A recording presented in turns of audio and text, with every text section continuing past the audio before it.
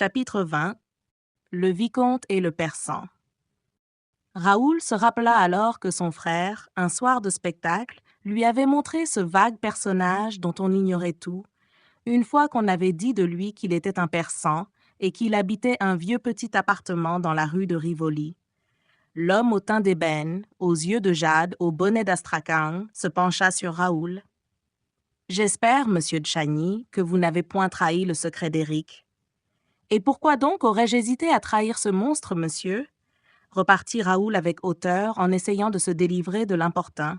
« Est-il donc votre ami ?»« J'espère que vous n'avez rien dit d'Éric, monsieur, parce que le secret d'Éric est celui de Christine Daae. Et que parler de l'un, c'est parler de l'autre. »« Oh, monsieur, » fit Raoul de plus en plus impatient, « vous paraissez au courant de bien des choses qui m'intéressent, et cependant, je n'ai pas le temps de vous entendre. Encore une fois, monsieur de Chagny, où allez-vous si vite? Ne le devinez-vous pas? Au secours de Christine Daae. Alors, monsieur, restez ici, car Christine Daae est ici. Avec Éric? Comment le savez-vous? J'étais à la représentation, et il n'y a qu'un Éric au monde pour machiner un pareil enlèvement. Ah, fit-il avec un profond soupir, j'ai reconnu la main du monstre. Vous le connaissez donc? Le persan ne répondit pas, mais Raoul entendit un nouveau soupir. Monsieur, dit Raoul, j'ignore quelles sont vos intentions, mais pouvez-vous quelque chose pour moi? Je veux dire pour Christine Daae? Je le crois, monsieur de Chagny, et voilà pourquoi je vous ai abordé. Que pouvez-vous? Essayez de vous conduire auprès d'elle et auprès de lui. Monsieur, c'est une entreprise que j'ai déjà vainement tentée ce soir. Mais si vous me rendez un service pareil, ma vie vous appartient. Monsieur, encore un mot. Le commissaire de police vient de m'apprendre que Christine Daae avait été enlevée par mon frère, le comte Philippe. Oh, monsieur de Chagny, moi je n'en crois rien. Cela n'est pas possible, n'est-ce pas? Je ne sais pas si cela est possible, mais il y a façon d'enlever, et monsieur le comte Philippe, que je sache, n'a jamais travaillé dans la féerie. Vos arguments sont frappants, monsieur, et je ne suis qu'un fou. Oh, monsieur, courons, courons! Je m'en remets entièrement à vous. Comment ne vous croirais-je pas quand nul autre que vous ne me croit? Quand vous êtes le seul à ne pas sourire quand on prononce le nom d'Éric. Disant cela, le jeune homme, dont les mains brûlaient de fièvre, avait, dans un geste spontané, pris les mains du persan. Elles étaient glacées. « Silence !» fit le persan en s'arrêtant et en écoutant les bruits lointains du théâtre et les moindres craquements qui se produisaient dans les murs et dans les couloirs voisins. Ne prononçons plus ce mot-là ici. Disons « il », nous aurons moins de chances d'attirer son attention. Vous le croyez donc bien près de nous? Tout est possible, monsieur, s'il n'est pas, en ce moment, avec sa victime, dans la demeure du lac. Ah, vous aussi, vous connaissez cette demeure? S'il n'est pas dans cette demeure, il peut être dans ce mur, dans ce plancher, dans ce plafond. Que sais-je? L'œil dans cette serrure, l'oreille dans cette poutre. Et le persan, en le priant d'assourdir le bruit de ses pas, entraîna Raoul dans des couloirs que le jeune homme n'avait jamais vus, même au temps où Christine le promenait dans ce labyrinthe. « Pourvu, » fit le persan, « pourvu que Darius soit arrivé. »« Qui est-ce Darius ?» interrogea encore le jeune homme en courant. « Darius, c'est mon domestique. » Ils étaient en ce moment au centre d'une véritable place déserte, pièce immense qu'éclairait mal un lumignon. Le persan arrêta Raoul et tout bas, si bas que Raoul avait peine à l'entendre, il lui demanda « Qu'est-ce que vous avez dit au commissaire ?»« Je lui ai dit que le voleur de Christine Daae était l'ange de la musique, dit le fantôme de l'opéra, et que son véritable nom était... » « Pchut! Et le commissaire vous a cru? »« Non. Il n'a point attaché à ce que vous disiez quelque importance? »« Aucune. Il vous a pris un peu pour un fou? »« Oui. » « Tant mieux, soupira le persan. Et la course recommença. Après avoir monté et descendu plusieurs escaliers inconnus de Raoul, les deux hommes se trouvèrent en face d'une porte que le persan ouvrit avec un petit passe-partout qu'il tira d'une poche de son gilet. Le persan, comme Raoul, était naturellement en habit. Seulement, si Raoul avait un chapeau haute forme, le persan avait un bonnet d'astrakhan, ainsi que je l'ai déjà fait remarquer.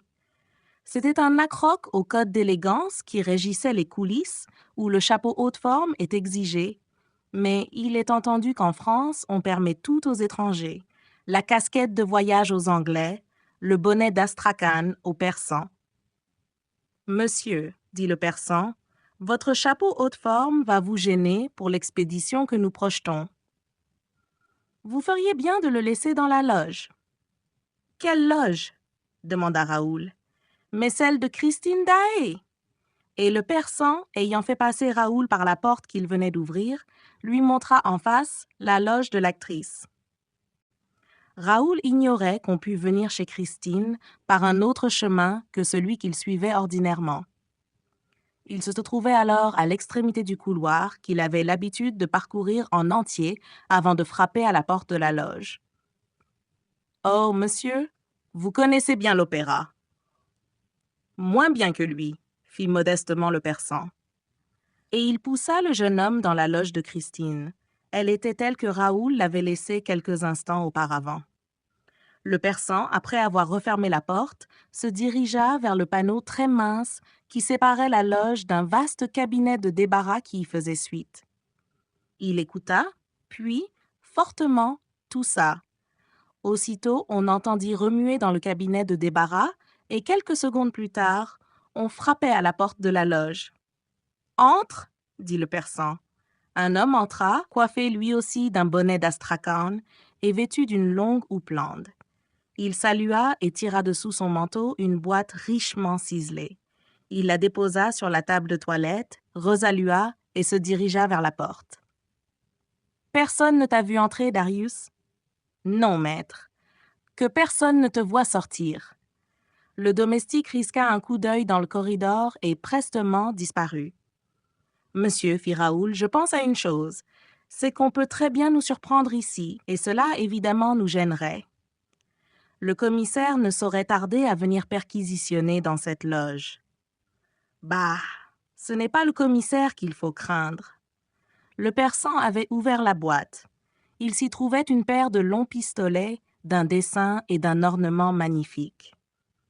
Aussitôt après l'enlèvement de Christine Daae, j'ai fait prévenir mon domestique d'avoir à m'apporter ses armes, monsieur. Je les connais depuis longtemps. Il n'en est point de plus sûr. « Vous voulez vous battre en duel ?» interrogea le jeune homme, surpris de l'arrivée de cet arsenal.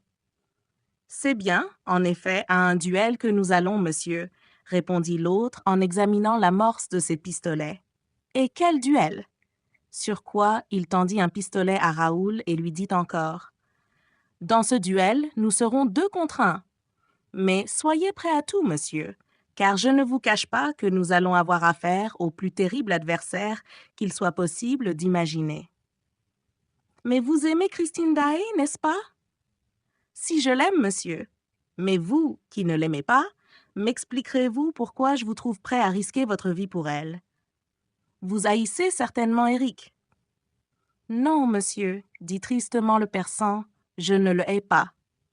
Si je le haïssais, il y a longtemps qu'il ne ferait plus de mal. Il vous a fait du mal à vous ? Le mal qu'il m'a fait à moi, je le lui ai pardonné. » « C'est tout à fait extraordinaire, reprit le jeune homme, de vous entendre parler de cet homme. Vous le traitez de monstre, vous parlez de ses crimes, il vous a fait du mal, et je retrouve chez vous cette pitié inouïe qui me désespérait chez Christine elle-même. » Le persan ne répondit pas. Il était allé prendre un tabouret et l'avait apporté contre le mur opposé à la grande glace qui tenait tout le pan d'en face. Puis, il était monté sur le tabouret et, le nez sur le papier dont le mur était tapissé, il semblait chercher quelque chose. « Eh bien, monsieur, » fit Raoul, qui bouillait d'impatience, « je vous attends. Allons. »« Allons où ?» demanda l'autre sans détourner la tête. « Mais au-devant du monstre. Descendons. Ne m'avez-vous point dit que vous en aviez le moyen? Je le cherche. Et le nez du persan se promena encore tout le long de la muraille. Ah, fit tout à coup l'homme au bonnet, c'est là. Et son doigt, au-dessus de sa tête, appuya sur un coin du dessin du papier. Puis il se retourna et se jeta à bas du tabouret. Dans une demi-minute, dit-il, nous serons sur son chemin. Et traversant toute la loge, il alla tâter la grande glace. Non, elle ne cède pas encore, murmura-t-il. Oh, nous allons sortir par la glace, fit Raoul, comme Christine. Vous saviez donc que Christine Daae était sortie par cette glace? Devant moi, monsieur.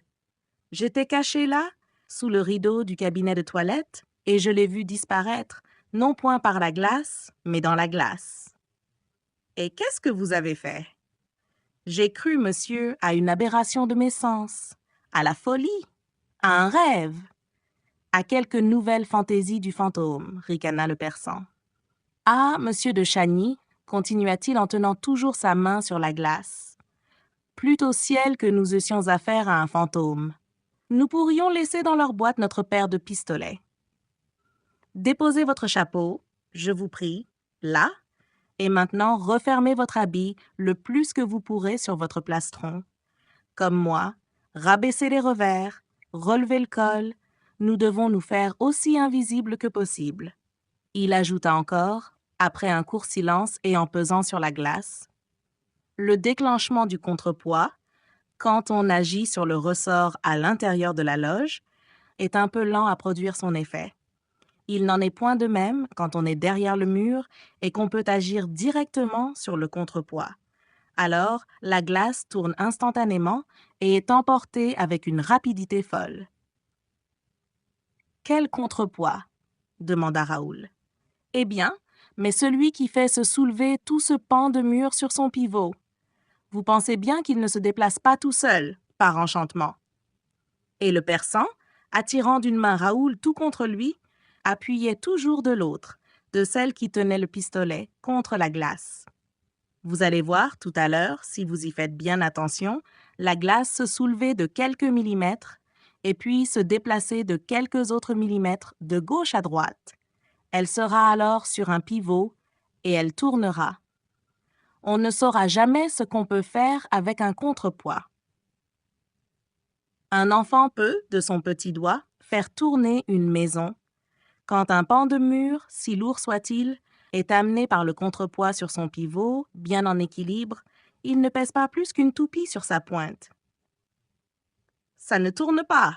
fit Raoul impatient. « Eh, attendez donc! Vous avez le temps de vous impatienter, monsieur? La mécanique, évidemment, est rouillée ou le ressort ne marche plus. » Le front du persan devint soucieux.